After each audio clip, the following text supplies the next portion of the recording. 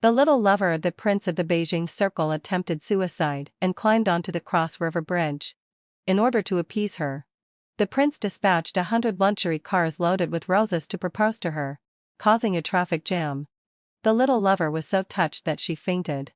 The prince snatched the ambulance and left my elder sister by the roadside. He threatened the medical staff. If a single hair of Scarlett's is harmed, I'll make all of you be buried with her.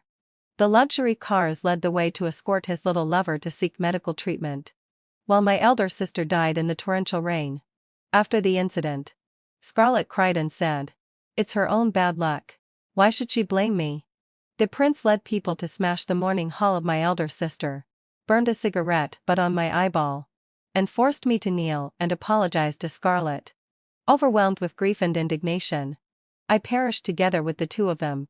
Only after my death did I learn that Scarlett was the female protagonist of a favored by all story. And all the cannon fodder who stood in her way would not end well. When I opened my eyes again, I returned to the day when my elder sister had a heart attack. When I woke up, the envious exclamations of my colleagues were ringing in my ears. "Jocelyn! Look! Blake is chasing after his runaway little wife in a Maybach in the rain." I touched my limbs. They were intact. And I hadn't been blown to pieces by the explosion of the vehicle. Suddenly coming to my senses, I realized that I had been reborn. I snatched my colleague's phone. In the high-definition light broadcast room, Scarlett had already climbed onto the crossbeam of the bridge. Her black hair cascaded down like a waterfall. She was barefoot and dancing gracefully on the crossbeam. Her pure white dress fluttered with her dance steps. Stopping her dance, she looked at Blake and said, "Do I really have to die for you to let my father go? He's so old. How can he stay in that cold nursing home? I can't even fulfill my filial duty by his side."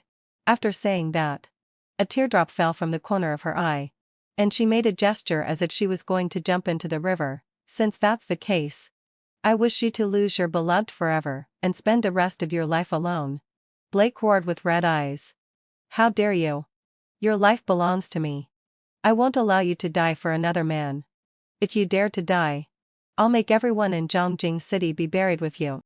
My colleague held her face in her hands and exclaimed with empty eyes, "So domineering and so romantic are these two selfish scoundrels, who disregard order and treat human lives like nothing for the sake of their own love. Really what one would call romantic?" In my previous life, Scarlett attempted suicide and climbed onto the Cross River Bridge. Blake dispatched 100 luxury cars loaded with roses to propose to her. And that's how he managed to coax her down from the bridge. However, the luxury cars parked on the bridge completely blocked the traffic, and the ambulance carrying my elder sister couldn't move an inch. Scarlett was so touched by this grand proposal that tears welled up in her eyes. And the two of them embraced and kissed tightly. The office workers eager to get home. The parents rushing to pick up their children. The food delivery guys who were about to be late. All became the backdrop for their grand love drama. The shrill siren of the ambulance scared Scarlett into fainting. Blake flew into a rage and snatched the ambulance, threatening the medical staff. "If a single hair on Scarlett's head is hurt, I will make all of you pay with your lives." The luxury cars led the way to escort his beloved to seek medical treatment, while my elder sister died in the torrential rain. My elder sister's death was like a drop of water falling into the sea, not causing the slightest ripple. Everyone tried to persuade me. "The Blake family can crush you as easily as crushing an ant. Although your elder sister is dead, you're still alive. Life has to go on. Take my advice and just let it go." As if she had suffered a great grievance, Scarlett cried to Blake, "It's her own bad luck. Why should she blame me? It's just a human life. Once it's gone, it's gone. Do we really have to sacrifice me for it?" Unable to bear seeing the apple of his eye shed tears, Blake led people to smash the mourning hall of my elder sister to avenge her. He swung the baseball bat at my back again and again. I curled up on the ground to protect the urn containing my elder sister's ashes. Scarlett pointed at me and said to Blake, "Why is she looking at me with such a terrifying gaze?" Blake grabbed my hair and lifted me up, and the cigarette but at his fingertips was pressed towards my eyeball. "Who gave you the right to look at her like that? You don't need this eye anymore." I held the urn containing my elder sister's ashes tightly and didn't dare to let go. Because if I let go, their people would snatch it away and smash it. I couldn't protect my elder sister's life. And I couldn't fail to protect her ashes either. My eyelids were pried open. And I could only watch as the cigarette but got closer and closer. Then, let out a low sigh. The pain hit. My face twisted in pain. And I bit my lower lip tightly. Scarlett buried her head on Blake's shoulder. She looked so disgusting and ugly. I'm scared. Blake hugged her. Don't be afraid. Little fool. Are you feeling better now? She pouted and whimpered softly. You just touched her. I hate you. In their eyes. Ordinary people deserve to die in pain so that it can set off their lofty protagonist aura. Blake blocked her lips fiercely. How dare you? He ordered his subordinates to send me to a club. I've already prepared something for you in there. I hope you can grit your teeth and hold out for a long time. Just like you're doing now. Don't beg for mercy. I was dragged out like a dead dog. The bodyguard felt pity. If my sister hadn't gotten lost, she would be about your age. Once you go in there, how can you possibly survive? Go far away and never come back. You can't fight against them. What he didn't know was that I didn't want to live. I just wanted them to die. Hearing the gasps coming from the morning hall, I suppressed my urge to vomit and cut the brake lines of their car. I couldn't live anymore. But I could still witness their deaths with my own eyes. It was worth it. I hid in the trunk. A ray of golden sunlight shone in. And I gasped for breath as blood kept flowing out. At a turning, the car rushed towards the setting sun. A violent fire ignited. And a huge explosion rang out. At that moment, the clearest thing I heard was their terrified screams. I hugged myself and couldn't help but laugh. At the moment of my death, a large amount of the original book's plot flooded into my mind. It turned out that this was a sweet and favored love novel centered around Scarlett and Blake's love. When Blake was a child, he was kidnapped by Father John, who intended to extort $30 million from the Blake family. At that time, Scarlett thought Blake was good-looking and asked her abductor father to keep him to play with her. A few years later, because one of the abducted children escaped and reported the hideout, before being arrested, Father John, out of spite, ordered his subordinates to poison, disfigure, and break the limbs of all the remaining children. Scarlett secretly let Blake go. When Scarlett was living in an orphanage, Blake lied that she was his savior and brought her back to the Blake family. Scarlett changed from Daddy's little princess to the apple of Blake's eye. Her white dress didn't get stained with a single speck of mud from beginning to end. And I was the cannon fodder who escaped and reported, almost getting Father John imprisoned. My original ending was that after Scarlett learned everything, in order to avenge her father, she would sell me back to their hometown and torture me to death. But now, this cannon fodder has broken free from the control of the plot and killed the male and female protagonists with my own hands. The awakening of one cannon fodder has led to the awakening of thousands of cannon fodder. From then on, the gears of fate began to turn. 3. Jocelyn. Why do you look so pale? My colleague patted my shoulder worriedly. You're still young. Don't stay up late and work overtime every day just to earn your tuition fees. Otherwise, if your body breaks down, you'll have nothing. I stuffed the convenience store uniform jacket I took off into her arms. I have something urgent at home. Please cover my shift for me. I'll treat you to a meal another day. Be careful. Take an umbrella. It's still raining outside.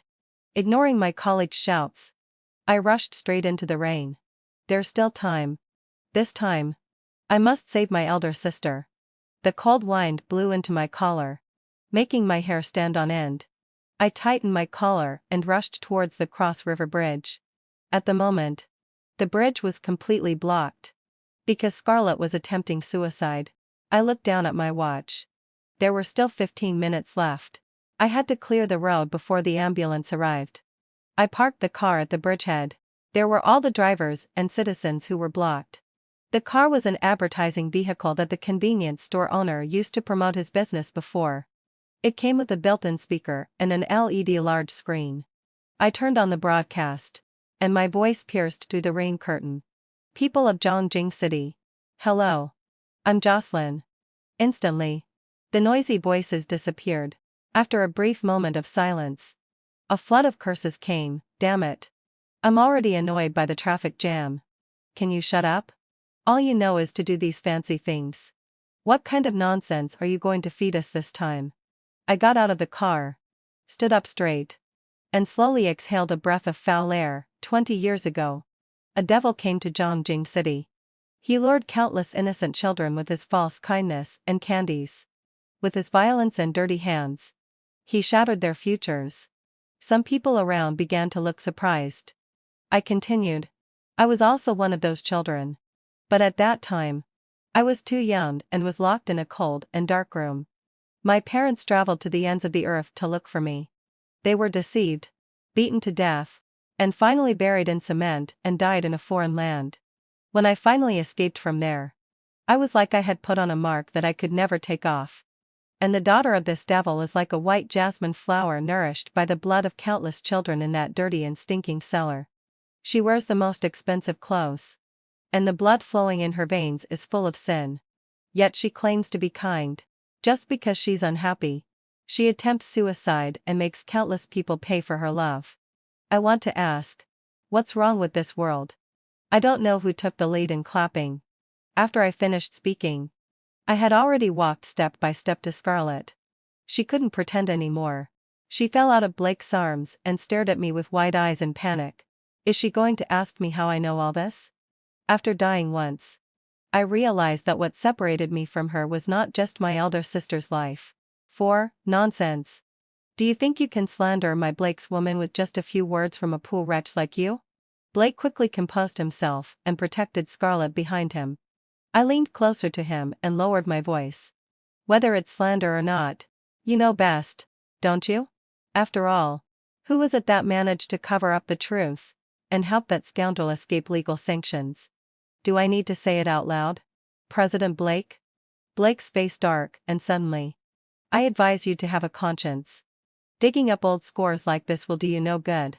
Kneel down now and apologize to Scarlett for your stupidity. Before he could continue shouting, I pressed the intercom again. 3 minutes. Clear the road, or I'll make all your secrets public. I turned the volume up to the maximum. This was the final ultimatum. First, I'll make the matter blow up completely, catching the public relations department of the Fugger group off guard and exposing my sister and me to the public eye. This is the only way I can contend with him. The torrential rain poured down on my face, and the filthy water rushed beneath the bridge, reflecting the dark side of the city. Scarlett was trembling all over. With a pale face, she bit her lip and stared at me intently. You're lying. My father is the kindest person in the world. He has never done those things. I stepped closer to her. Your father did do them. And you know it too. Weren't you raised with that dirty money? At the same time, an ambulance came driving onto the bridgehead with its siren blaring. People in front. Move aside quickly. There's someone having a heart attack in the car. Scarlett, what's wrong with you? Blake hugged the fainted Scarlett and was about to rush towards the ambulance. Stop that car. Immediately. I won't allow anything to happen to Scarlett. My eyelashes, wet from the rain, fluttered like butterfly wings. The unexpected turn of events happened in an instant. A mineral water bottle flew out from the crowd and hit Blake in the face. The yellow liquid splashed all over the two of them, emitting a fishy and foul smell. How dare you snatch an ambulance? Is there no law left? Whoever says it's romantic again, I'll hit them. I was stuck on the bridge and almost suffocated. You can have a good taste of this. Voices of agreement rang out around. I was in a hurry to pick up my child. And you were being so melodramatic here. You really don't care about the time of us poor people. Damn it. My food delivery is late. Pay me for the loss. Do the rich think they can treat ordinary people like nothing? I suggest a thorough investigation. The reporters who had just been vigorously reporting the grand love story of the two under the influence of the situation rushed forward and surrounded the two of them. The crowd spontaneously made way for the ambulance. Even the driver who was driving the luxury car for Blake silently moved aside. A passage named Life was opened, and the ambulance carrying my sister sped towards the hospital. 5. The flashlights converged into a sea, and the reporters almost pushed their cameras right in front of the two's faces. Does your girlfriend's behavior involve the suspicion of disturbing public order? Is the future mistress of the Blake family really suspected of human trafficking? Should the Blake family, which sheltered the criminal's daughter, give justice to the victims? Scarlett shrank into Blake's arms, her eyelids constantly twitching. But she didn't dare to open her eyes, because she was unable to face the public's questioning. Fairness. Human traffickers. Overwhelming power. Snatching an ambulance. Occupied first aid equipment. The prince's girlfriend dancing on the bridge and driving a patient to death. These words hit them hard. Blake could no longer maintain his dignity, and completely revealed his cold-bloodedness and arrogance. Insignificant taunts like "you don't deserve to talk about justice with me?" In the eyes of these protagonists, we are just a group of pitiful creatures who can be trampled on and crushed to death at any time.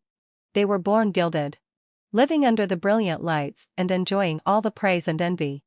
However, the fate of my sister and me was in the darkest corner of Zhongjing City. We could only rely on each other's warmth to withstand the cold. But they forgot that if it weren't for Scarlett's father, my sister and I should have had a happy and complete family. They are not protagonists. They are criminals, accomplices, and executioners who deserve to be judged. Putting down my phone, I adjusted the quilt for my sister. This time, I will make all of them pay the due price. Thanks to the timely medical treatment, my sister was out of life danger. The first thing she did when she woke up was to grab my hand. Jing Jing. I saw her. On TV. That girl is his daughter. I saw her back then. And I still remember. My sister's heart disease hadn't recurred for a long time since she found me. This time, it was because Scarlett's suicide attempt made it to the trending searches.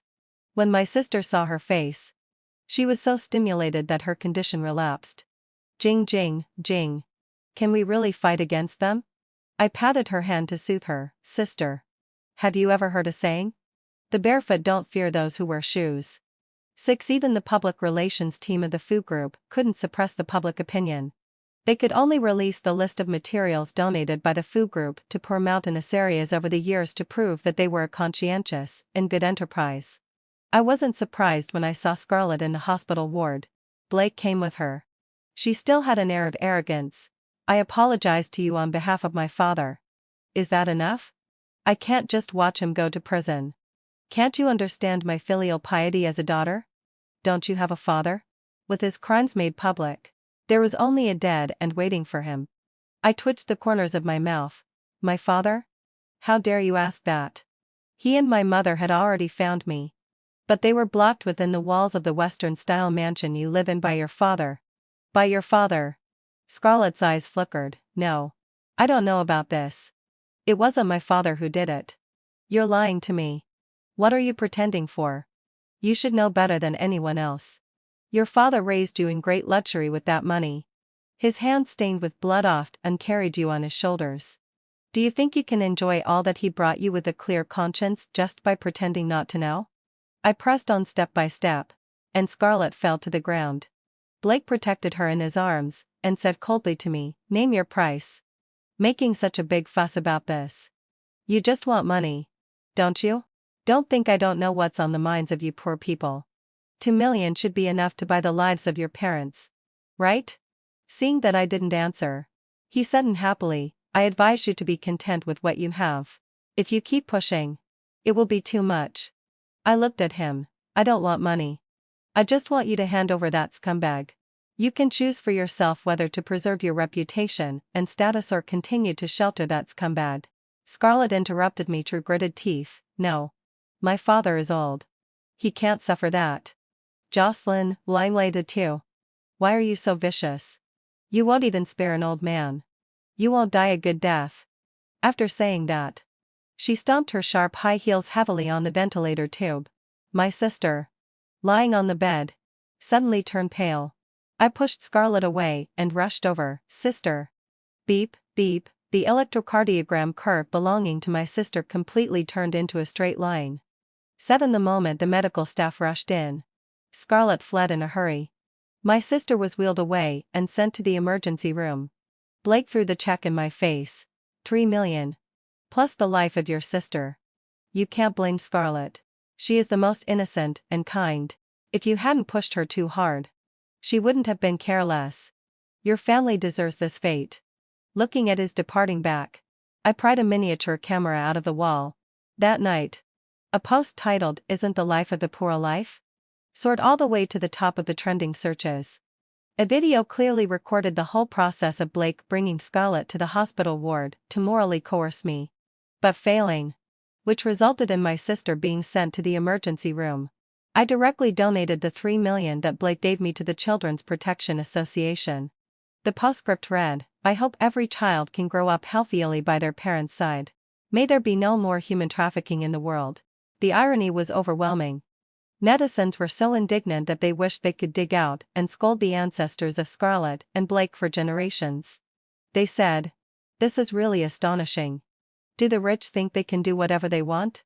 I used to ship their CP. Now I feel like I've eaten something really disgusting." As a beneficiary, what right does Scarlett have to say such things to the victim? Am I the only one who thinks Scarlett is innocent? After all, it was her father who made the mistake. And she didn't know about it. When will the cycle of revenge end? People should learn to let go and forgive. The past pain should be left in the past. Have a broader perspective. Yes, Hedden fulfilled my assertion. You're the only idiot. 2 hours in a pressure cooker will make you behave. Then I wish you were abducted, mutilated, and forced to beg. You're brainless. You seem to have so much empathy for human traffickers. Could it be that you're one of them? No way? No way? Did you notice? Jocelyn said that the scumbag escaped punishment back then and was hidden by the Blake family. For a moment, the voices on the internet calling for handing over Father John and immediately sentencing him to death grew louder and louder. Scarlett cried so much that her eyes were almost swollen. Blake finally couldn't sit still. 8. When Brother Wang sent me a message, I was peeling an apple for my sister. Have set out. Transferring the target.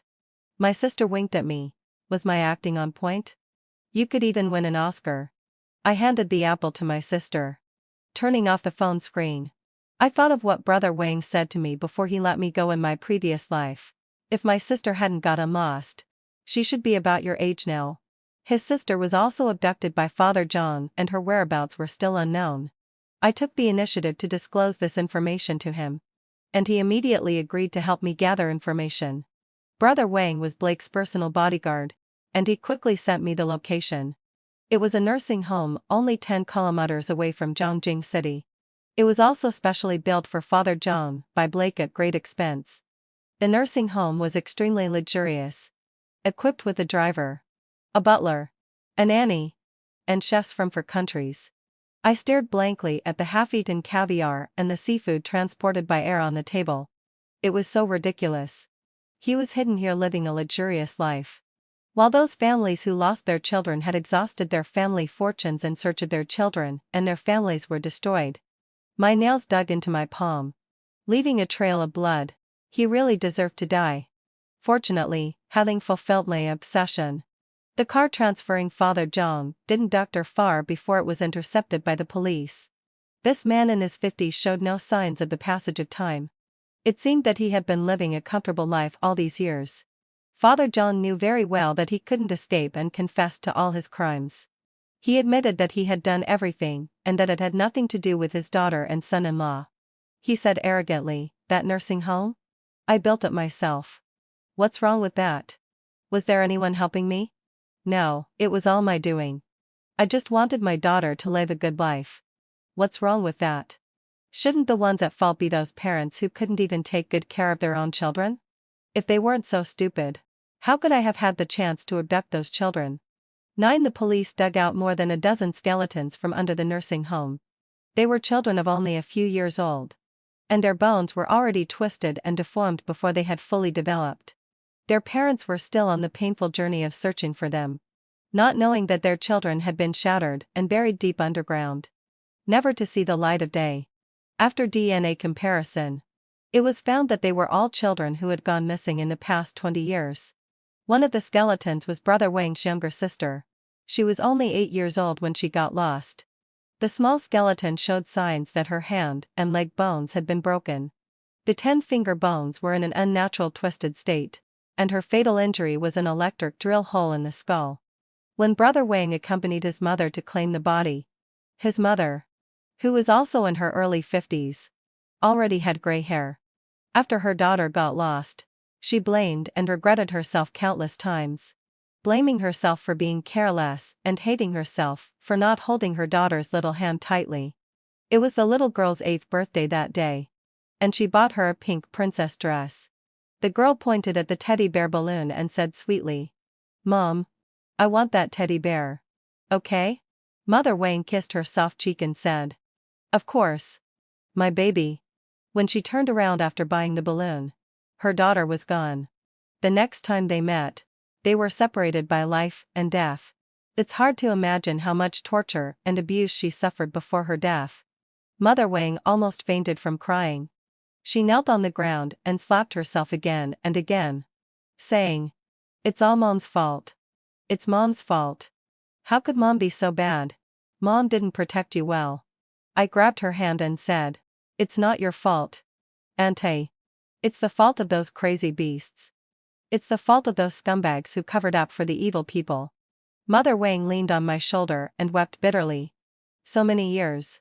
So many years. I only prayed that she could be alive. Maybe she was adopted by a kind-hearted family. Somewhere I couldn't see. Perhaps she grew up healthy and sound. I can't bear to think about it. I can't. Brother Wang, with his tall and strong body, also curled up in the corner, sobbing convulsively. I wanted to comfort him, but he wiped away his tears and said to me firmly, "Sister, don't worry about me. The current evidence is not enough to make those two scumbags pay the price. I will continue to lurk beside them. Don't worry. He's in a mess now and has no time to care about me. He doesn't know about me for the time being." This astonishing case shocked the whole country. Scarlett didn't even dare to open the social media platform. Those vlogs she used to be proud of, the selfies showing off her wealth, and the small videos of showing affection all collapsed completely. The image of the innocent and simple little princess was built on the white bones of countless people. Her father's hands were stained with the blood of others. And she was a man-eating flower lifted up by her father's simple hands. Can't you just die? What right do you have to show off all these things? Don't you have a clue how you got them? You really have a nerve. You're just a bloodsucker. A piece of trash. Worse than a beast. Die together with your dear husband. The two of you are so disgusting. Weren't you so fond of attempting suicide before to make everyone praise your love? Why don't you do it now? If she attempts suicide now, I'll be the first to applaud. Good riddance. Scarlett had never suffered such grievances in her life. And her female protagonist Dora completely failed. Now even the Blake family began to abandon her. Once, the people of the Blake family regarded her as Blake's savior and treated her preferentially as if she were half of their own daughter, coupled with Blake's love for her. Almost the entire Blake family acquiesced in their relationship. As soon as the truth was revealed, the Blake family wanted to beat her to death on the spot. But Blake protected her and even dared to contradict the old master of the Blake family for this. "You don't know at all. If it weren't for Scarlett, I would have died in that place long ago. She is the light in my life. I can't live without her. If you dare to touch her, you have to step over my dead body first." Of course. All these were first-hand information that Brother Wang told me privately. These two people are really incredibly stupid. Even during Father Jian's court trial, Scarlett didn't dare to show up and only dared to watch the live broadcast in Blake's arms. Father John was sentenced to death in court. When he was taken away, he threatened me viciously. "I never regret what I've done. The only thing I regret in all these years is that I didn't kill you. You little bitch. Back then. Now you jump out and bite me. If you dare to touch my daughter, I won't let you go even if I become a ghost." You see, the evil never think they've done anything wrong. They won't truly repent. Instead, they will only regret that they weren't ruthless enough, that they didn't do it more secretly, and that they didn't eliminate the source completely. I smiled, held my sister's hand tightly, and retorted, "Don't worry. She will soon go down to accompany you. I wish your family a happy reunion soon.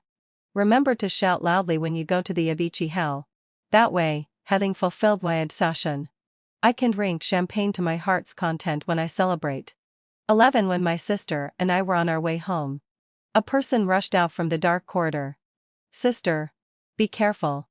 I instinctively protected my sister, fearing that she would be hurt. But I was knocked down to the ground by the person. She grabbed my hair and slammed my head onto the ground. In an instant, my eyes went dark, and a smell of rust filled my nose. I tried to raise my hand to protect my head, but my palm was stabbed through by a knife. It happened to be the hand that was broken by Father John back then, and it still aches faintly on rainy days. I was abducted on my way to the piano class with my mother. There were still sheet music in my backpack. At that time, Scarlett was wearing a pure white lace princess dress and stepping on my new school bag with her small leather shoes. She flipped through the sheet music but found that she couldn't understand it at all. So she said to Father John with tears on her face, "Dad, I want to learn too. Can you let her teach me?" Father John doted on his daughter to the core and immediately spent a large sum of money buying a piano. I was forced to teach Scarlett how to play the piano, but she wasn't talented in it and learned it with great difficulty. Then she lost her temper and slammed the piano cover shut, saying, "I don't want to learn anymore. I don't want to. Do you think you're so great just because you can play the piano? Who do you think you are to show off in front of me?" My hand was still on the piano keys. Since the fingers are connected to the heart, I almost fainted from the pain. Father John rushed in and kicked me in the chest, saying, "How dare you bully my daughter? Do you want to die?" Scarlett nestled in his arms and cried even louder than me. "Dad." She called me a fool and said I couldn't even learn such a simple thing. "She's so smart, and I'm so afraid that you'll like her and won't like Scarlett anymore." I tried my best to open my mouth to explain that I didn't say those words, but I was in so much pain that I couldn't even say a complete sentence. I could only watch helplessly as Father John completely broke my fingers to please Scarlett. In half a year, I lost count of how many times it happened, and my hand could no longer play the piano, because every time she saw me rolling on the ground in pain, she would clap her hands and giggle beside me. She is a born villain, and it's really a great irony to be named Scarlett. 12 The intense pain brought me back to my senses. I grabbed the blade that she was about to stab towards my eyes again. Blood dripped into my eyes along my split palm. Only then did I see the person clearly by the dim light outside. It was Scarlett.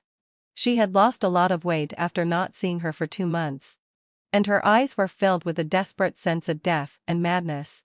"My dad just abducted you and didn't kill you. Why do you have to push him to his death? Jocelyn. You talk about benevolence and morality all the time, but you killed my dad. You're so vicious. Why don't you go and die?" I used my peripheral vision to look at my sister.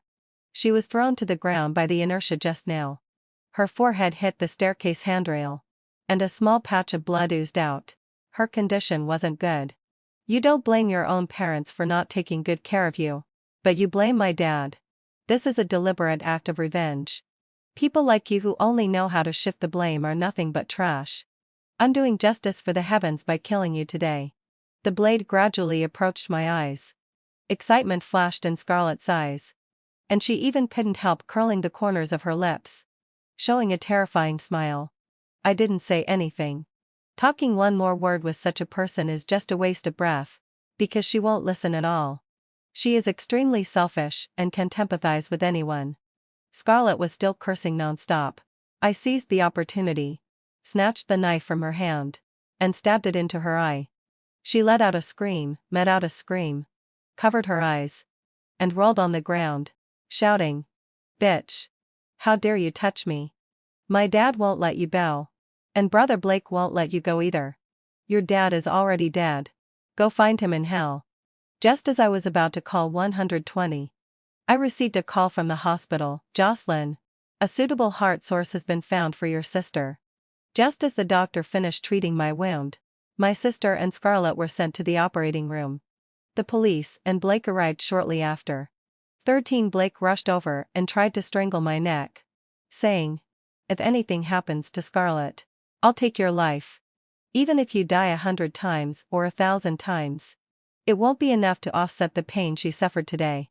The police stopped him and said, "If you come any closer, I have the right to arrest you for assaulting a police officer." The nurse sister beside rolled her eyes and said, "This is a hospital. Please don't shout and affect the patient's rest." Blake sneered and said to the police, "I order you to arrest her. It's not enough that she killed Scarlett's father. And now she wants to kill Scarlett. Why don't you police arrest such a heartless person?" The police were shocked by his train of thought and didn't know how to react for a moment. Blake continued, "Tell me, how much money do you need to arrest her and sentence her to death? Is 10 million enough?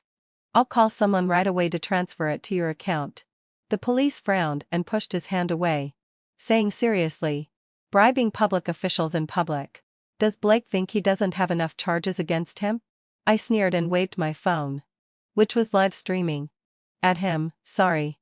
My hand slipped and I accidentally opened a live stream. Everyone gets to see your ugly face again." Looking at Blake's expression of hatred, I couldn't help but laugh until I bent over. "I will report what Blake has done today ruefully." Blake walked to a short distance away with a dark face and made a phone call. It didn't seem like a good thing. When Brother Wang arrived with the medical staff transporting the heart source, Blake greeted them. "Did you get it? Use it for Scarlett first. If a single hair of Scarlett's is harmed, I'll make you." "Wait. Stop. You're going in the wrong direction. Scarlett is on the right." He tried to rush forward to stop them, but Brother Wang grabbed and pinned him to the ground. "Scarlett doesn't have a heart disease at all. Blake's muscles are all for show. He can't compare to a real burly man like Brother Wang at all." He struggled desperately, and even his pompadour, which he had since birth, became completely disheveled. But he still couldn't break free and could only roar, "Impossible! Scarlett couldn't have lied to me. Jocelyn, you bitch. You stole Scarlett's heart source. This is a deliberate act of revenge. Forget it. It's a waste of my breath to talk to him." As expected, they are a pair of scumbags. They are both unable to understand reasonable words, and can only pester others with their own bandit logic. 14 After my sister was out of danger, she adapted very well. Her face, which had been pale before, gradually regained some color. According to the regulations, a donor and a recipient are not supposed to know each other's identities. But I still saw the news about the car accident on the Cross River Bridge that day. It was a girl, about the same age as my sister. She was knocked several meters away on the spot by a rich second generation who was drunk and speeding. She passed away before reaching the hospital. She had signed an organ donation agreement before. She had just been admitted to university, and was at the most wonderful age. Her dream was to be a journalist who spoke for the public. And that rich second generation who was speeding while drunk was the illegitimate son of the Blake family. The girl's parents also had an eldest son who was abducted when he was a child. This daughter was the only one left, and they doted on her as if she were the apple of their eye. Their son was bought by a childless couple. It was only after Father John was arrested that they learned that their son had been bought by this couple. When the old couple went to ask about it, their son didn't recognize them at all. He even threatened them that if they dared to sue his adoptive parents, he would fight them to the death. The two old people could only support each other and stagger back home. Unexpectedly, a few days later, their daughter died unexpectedly. My sister and I went to visit them. The old woman hugged my sister and leaned against her chest, saying, my dear daughter is still alive." Big teardrops rolled down from the corners of her wrinkled eyes. The old man also held my sister's hand and patted it gently, saying, "Good child. Stay well. Stay well. If you could come and see us occasionally. Forget it. Forget it." My sister grabbed the old man's hand and said, "I will visit you often. Foster father and foster mother. Good, what out a wasai. Good. That couldn't be better." I turned around and walked out of the house, leaving the three of them alone. Just then, the phone rang, and a voice that was both aged and imposing came from the other end. "Jocelyn. Let's meet." 15 The old man in front of me, who was over 70 but still full of vitality, was Victor, the most powerful person in charge of the Blake family. The old man lifted his eyelids and glanced at me. "Stop. Did I tell you to sit down?" Not only did I sit down, but I also directly sat in the main seat and grinned at him, saying, "If you have something to say, just say it. If you have something to fart, just let it out. When the upper beam is crooked, the lower beam will follow suit." Your two grandsons are so rotten. I guess you. The old thing. Are not a good person either. Presumptuous.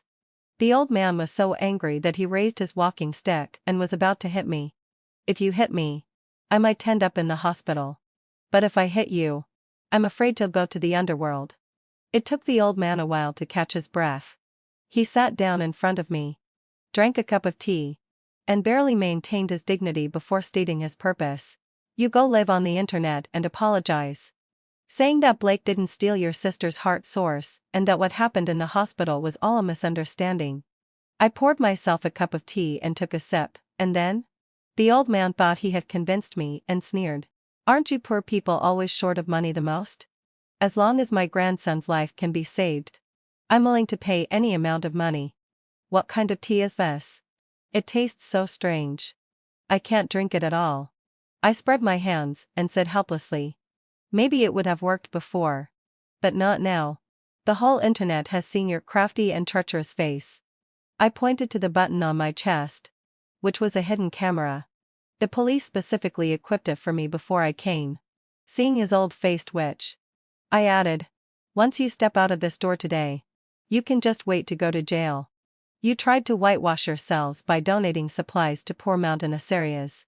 But harmful substances exceeding the standard were detected in the supplies you donated to the mountains. Your heartless enterprise deserves to go bankrupt. And you scumbags deserve to go to hell.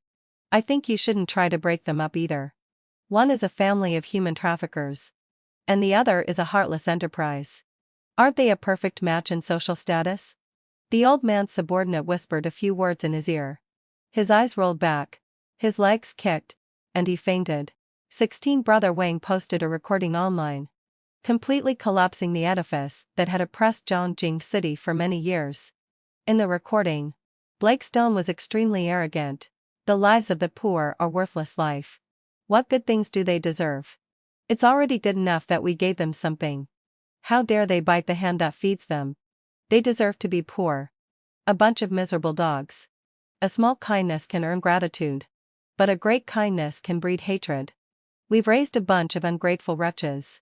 You go and investigate the family situations of those people who were poisoned. Make sure to suppress the news for me. The secretary said. The situation can't be suppressed now. Suddenly, there was a loud bang. As if something heavy had been smashed to the ground. Blake roared furiously. Get out. You get out too. Be bunch of useless idiots. The public resentment was boiling over. And the stock price of the Fu Group directly hit the daily limit down. The illegitimate son who caused death by drunk driving was arrested and imprisoned. Under the supervision of the public, he was quickly sentenced to death. And the Blake family couldn't protect Blake even though they tried their best. Before the police could arrest him, Blake embezzled all the liquid funds at home and fled overseas with Scarlett, who had lost an eye. However, there were no longer NPCs controlled by the plot to sing praises of their unwavering love. All there were overwhelming curses. Brother Wang escorted them all the way into the Golden Triangle. He threw down a sentence, young master. Young lady. I wish you a pleasant weekend. Then he left with the money. No matter how much the two of them screamed and cursed, there was nothing they could do. The money was brought back by Brother Wang and also donated to the Children's Protection Association. Blake had his hands and feet broken to prevent him from running away and was sold as an exhibit to a buyer with a special fetish. The former prince of the circle had now fallen into hell, unable to lie and unable to die. And because Scarlett had lost an eye and couldn't be sold as an exhibit, she was given as a buy one get one free item to do the dirtiest cleaning work. She had to help Blake scrub his filthy body every day. After listening to Brother Wang's account, I wiped away the tears that weren't really there. They still stick together through all this? What's going on? I'm actually a little touched. My sister's health improved. She recognized that old couple as her godfather and godmother. And I have also saved enough money for my tuition and am ready to go to university. Although I can no longer play the piano with my hands now, I can still hold a pen, write, and hold a microphone to walk through all the dark and shabby alleys. I placed a bouquet of sunflowers in front of my parents' tombstone. These were their favorite flowers when they were alive. In the black and white photo, my parents' faces were already a bit blurry. But I still remember my father's rough but gentle bake hands and my mother's fragrant and soft embrace. I pressed my head against the tombstone and said, "Dad. Mom. I miss you so much. My sister and I will live a good life and support each other. I hope I can be your daughter again in the next life. I love you." The end of the full text.